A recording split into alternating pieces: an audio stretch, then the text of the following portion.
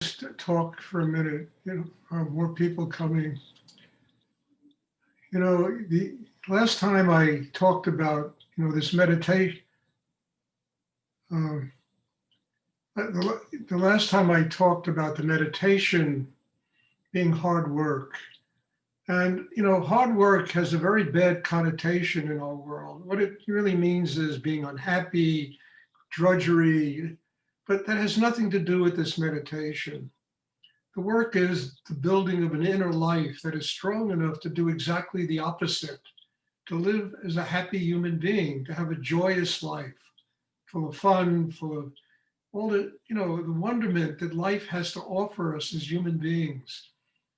And when I talk about hard work, I'm not talking about, slaving on the docks or, doing drudgery work and that type of thing. I'm talking about a work that is inside oneself, that is essential if we're going to open up inside to truly, connect with spirit, with God, with higher energy in the universe.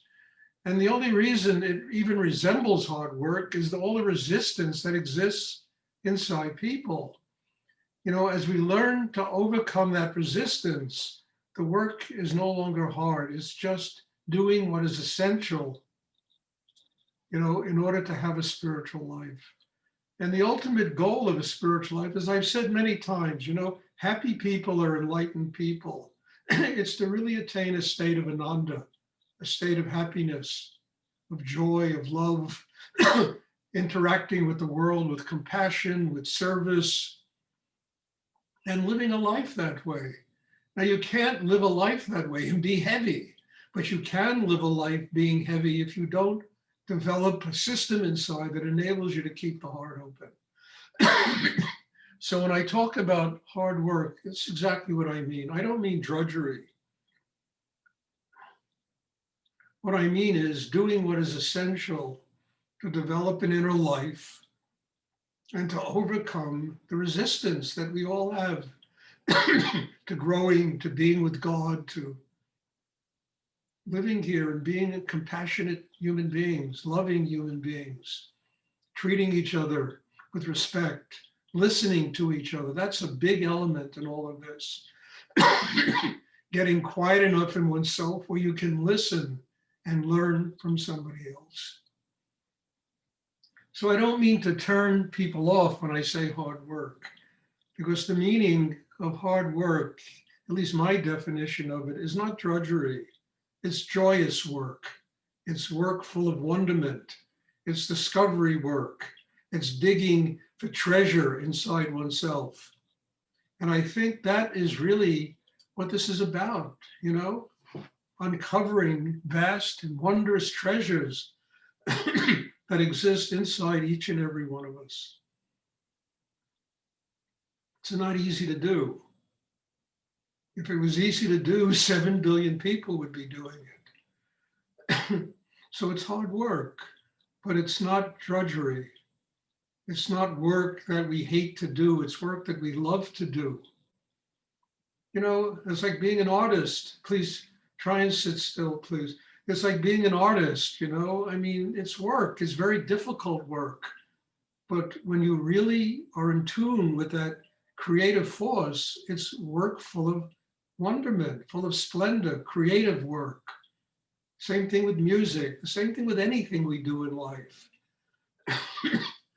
So I hope what I spoke about wasn't misinterpreted or turned people off, because we live in a world where everybody thinks that in a couple of years they're going to retire, and to me, retiring was always like the end of your life. You were dead. You go sit in a rocking chair somewhere in Palm Beach and, watch the waves as they hit the shore. It always was something I was afraid of. The idea of retiring used to threaten me so much that it made me even work harder on myself. So what I'm talking about is not an easy life, but a life full of wonderment, full of internal treasures that also manifest in the external world, and a life that really gives us a reason to get up every day in the morning, and a reason to really do our lives and do it in a really creative way. So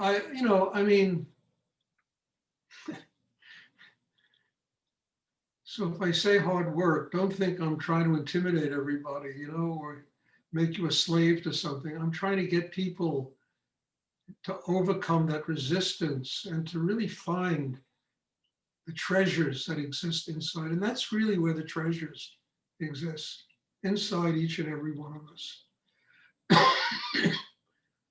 So please, everyone, try to go deep inside, and we'll have a meditation class. After the class, if anyone has a question, I would be happy to try and answer it.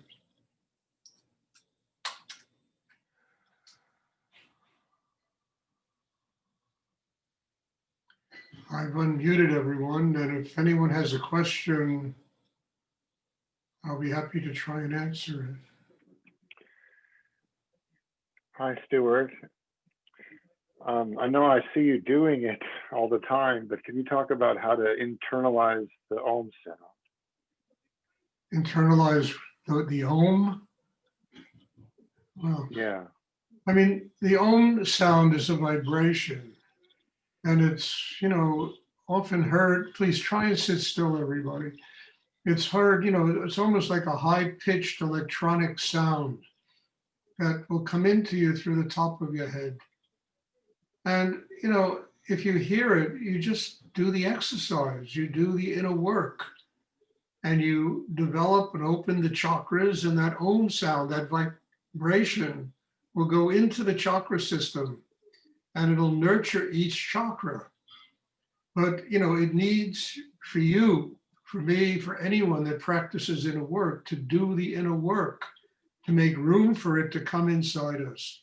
The sound of creative energy is a vibration that is always there.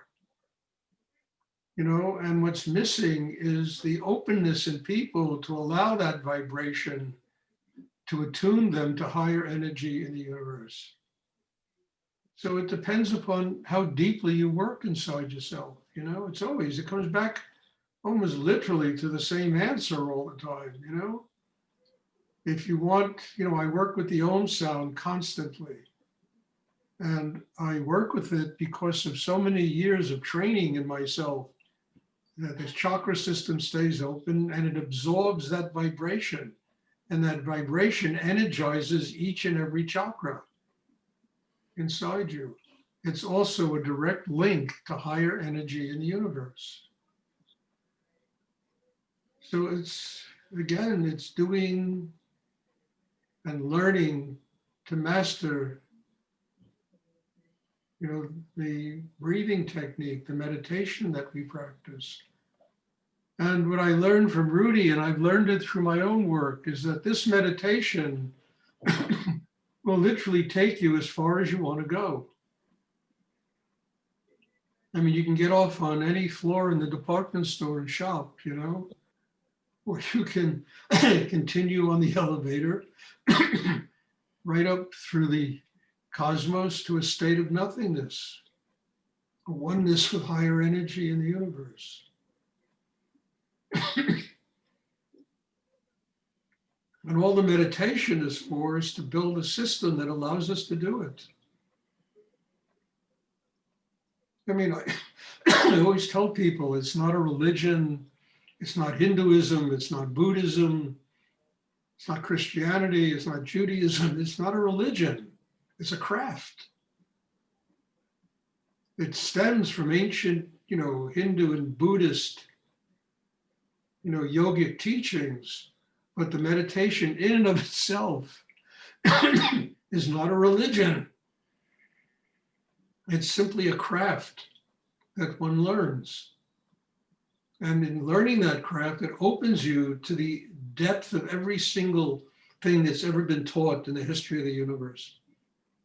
You will find the deepest elements of Hinduism, Buddhism, Christianity, Judaism, Islam, humanism, because the deepest elements of all those religions exist inside each and every one of us.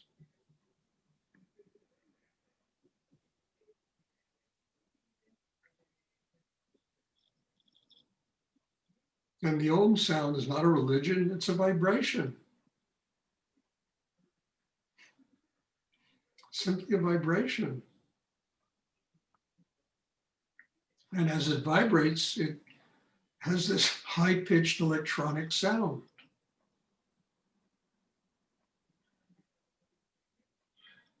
When I was a kid, I used to lie in bed and hear that sound all the time.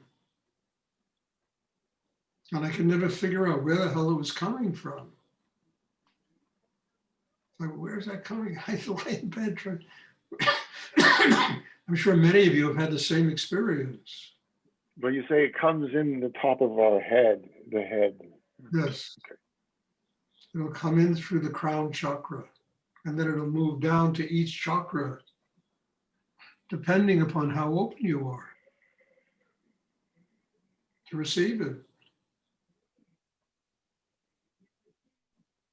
Does anyone else have a question they would like to ask? Stuart, do you hear and feel the Om sound? Yes. Yes, it's a vibration. You will hear it, you will feel it. It comes into you. It will expand each chakra. So it's not just Om, it's not just that. It is actual a field of energy. It's like Om is the word of creation. It's like even in the Bible, they say, in the beginning was the word. It's sound that creates everything. So the Om sound is creating all manifestation. It's like God's messenger to create the universe. And if we open, we just receive it and it comes in and it creates us. It really builds us inside ourselves and strengthens our connection with higher energy and enables a human being to attain a state of enlightenment. So you hear it, you feel it, it's energy. It's a vibration. It emanates from absolutely the source of all energy in the universe.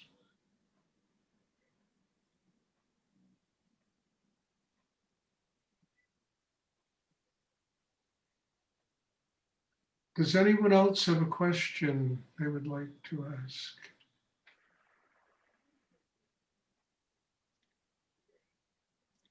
Stuart, Yes?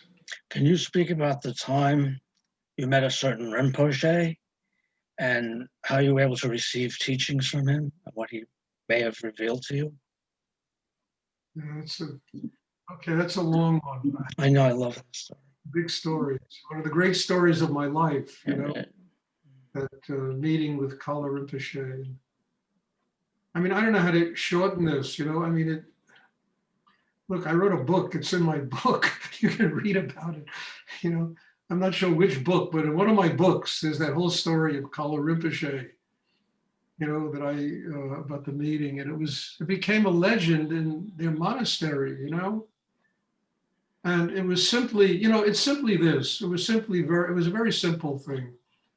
I went with a student of mine his name is Ra Silver. We went to a monastery in near Darjeeling. It was called Sanada Monastery. And I'll never forget, we walked into the monastery. We were doing a tour with some Tibetan lamas. And the tour was to meet every Rinpoche within a 20-mile radius of Darjeeling. So he finally took us to this place called Sanada. And we went in, and there must have been 300 monks sitting in the courtyard there with their yapa beads and Om Mani Padme Hum and Om Mani. And one of them came up to us, and I asked him, I said, is it possible for us to see Rinpoche? And he said, no, Rinpoche is very sick. He's not seeing anybody. So I said, we've come from a very long distance. We won't take up much of his time, but maybe he'll give us an audience. Can you check with him? So the guy came back with this really surprised look on his face and said, Rinpoche said he will see you. And we went in and we brought these, these silk scarves, the white silk scarves that you offer, as a just your gratitude for meeting a teacher, Gave him the silk scarves. He was lying in bed and he had a blanket up to his neck and he really looked like he was dying, the man. And I said to him, Rinpoche, I don't want to disturb you, but is it possible you can talk for a few minutes about Tibetan Buddhism? We're here to learn. So we sat down, we're sitting at his bedside, and we were doing Rudy's meditation practice. And the Rinpoche recognized that there was something important in this. And he began to talk about Tibetan Buddhism. He went on for almost an hour talking about Tibetan Buddhism. And then I asked him, I said, when he was finished, I said, can we come back tomorrow? And he said, yes. So, we came back the next day and we were sitting there and we gave him the scarves. We were sitting there and, I said, can you talk about Tibetan Buddhism? And he went on again for an hour. But this time he wasn't lying in bed with a blanket up to his neck. He was sitting in his robes on the bed, cross-legged on the bed. And he went on and he talked for about an hour.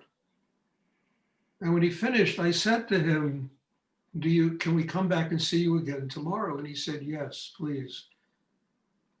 So as we were leaving the monastery, Bob, who I knew him as Bob then, he said to me, that there's a book, The 9 Disciplines of Naropa. And one of them in the book is a discipline of Tummo, which is a Tibetan Buddhism form of yoga that is similar to what we practice. So I said, okay, great. I didn't know about this. I had never known about that element of Tibetan Buddhism.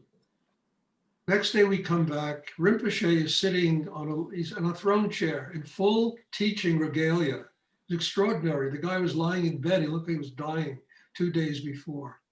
We sat down and I asked him, I said, Rinpoche, can you please talk about the 6 disciplines of Naropa, specifically the discipline of Tummo? And this was all done through a translator because he didn't speak English, the Rinpoche. The Rinpoche went on for almost 3 hours talking about the most esoteric forms of Tibetan Buddhism, stuff you'd have to wait 20 years to hear if you went to a lamasery. And, and the translator looked at me and he said, I've been living in this monastery for 13 years. I have never heard these teachings. The translator said that to me. And he went on and on. It was unbelievable. And I don't even remember. All I remember is the energy was so powerful. And then I said to him at the end, I asked him, I said, Rinpoche, I'm thinking of moving back to New York. And he said to me, you must move back to New York. He said, if you live in New York, your teachings will be known all over the world. And I mean, it really just kind of confirmed something I really felt that I had to leave Denton, Texas. That another year in Denton, Texas would have not in any way, I had done everything I could possibly do there. And there was nothing else I could do there. So anyway, before we left, he said something to me that I really never forgot. He said, when he was a young tulku in Tibet, he would go to see his Rinpoche. He would get on a line with hundreds of monks that had questions for the Rinpoche. And he said, today you can't find anybody to teach. It just broke my heart because Rudy used to say the same thing, how hard it is to find people that truly, truly want to learn what it is to have a spiritual life. And it just kind of broke my heart, I bowed to him, I thanked him, I was so grateful for what he gave to us. It was amazing what he gave to us. Anyway, to make a long story short, about 10 years later, I had moved back to New York and I was teaching all over the United States. I was teaching all over Europe.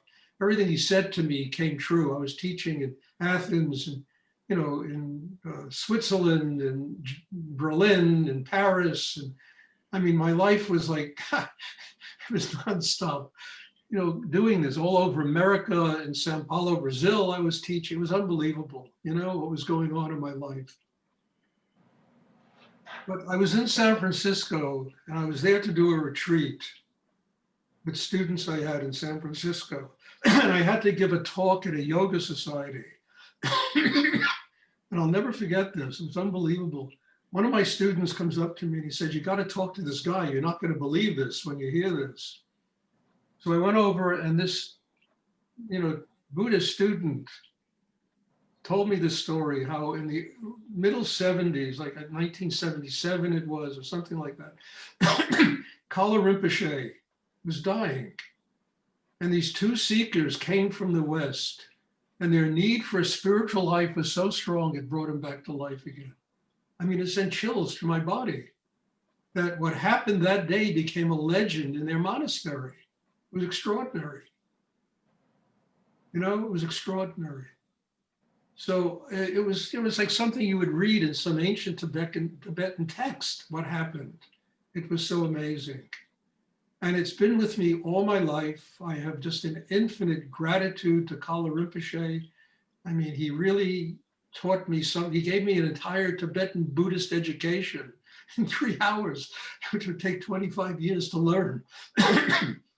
And I was just very grateful. It was amazing, And then sometime, and I think it was in the late 90s, I went back to that monastery, and Kalu Rinpoche had passed on. He had taken a samadhi.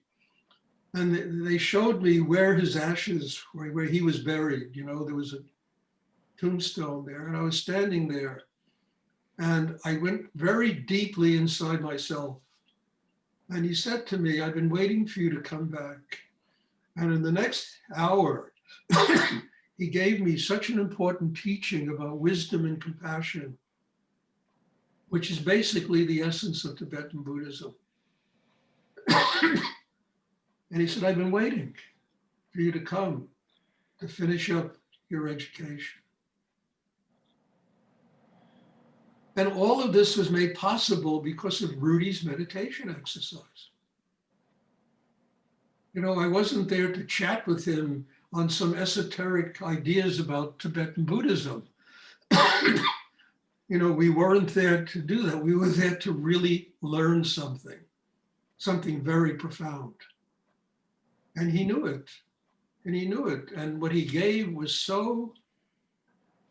it was so miraculous, the teachings that he imparted to us, that it affected me for the rest of my life. And this is a long time ago. So like in the 1970s, late 1970s. And then I moved back to New York and I started all over again. I really did. I started with nothing again. But I knew what I had to do because another year in Denton, Texas, probably, I just said, it's not going to work for me. I've done whatever I can do here. I really have done. But to support it, I needed someone with the wisdom of a Kalu Rinpoche to say, yes, you have to do that. And then I didn't know who he was when I met him. Turned out he was like on the level of the Dalai Lama, the Karmapa. He was, buddies with those guys, He was on that level of a teacher. I had no idea who he was when I first met him. And it shows you how God provides, if you really are open, you really need. It's amazing what they send you. And it's always a total shock and a complete surprise.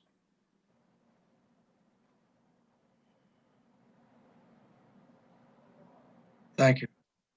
You're welcome. Does anyone else have a question?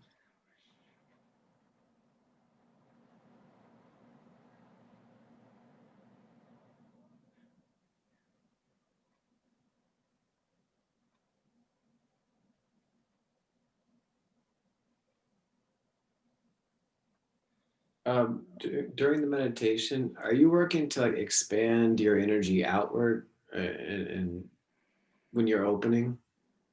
I'm working to expand the energy inside myself, and then it itself will expand outward.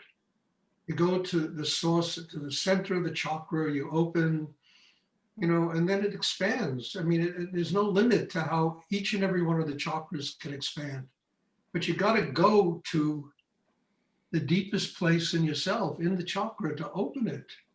And as you open it, it's like a great lotus flower. It just expands endlessly. But you don't have to do that. It will do it itself. All it asks is to be opened. And that's what the breathing technique is for. Thank you. You're welcome. Does anyone else have a question you would like to ask?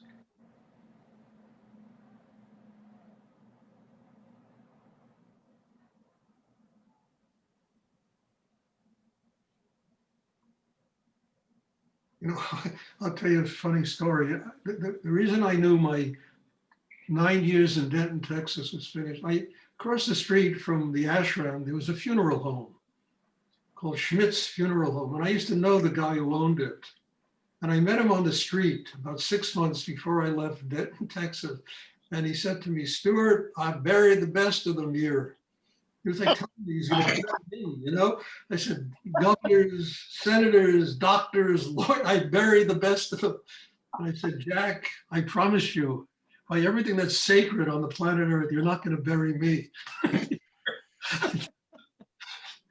Like God talking to me. It was time to move on. I buried the best of them.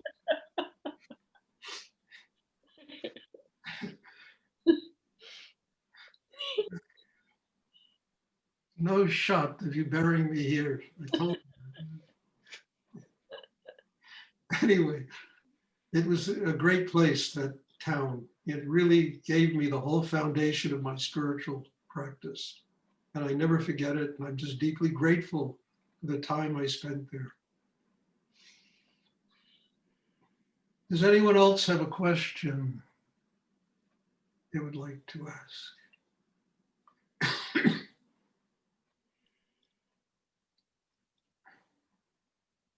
Okay. If there are no more questions, then there'll be a meditation class on Wednesday.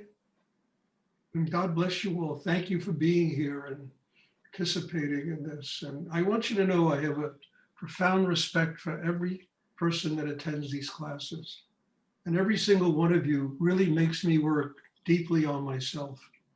And I'm very grateful for that. And thank you. And we'll have meditation again on Wednesday. And I hope to see, if you know people that want to attend this, they're very welcome. You just have them get in touch with me and I will arrange for them to learn the exercise and whatever, and they're invited.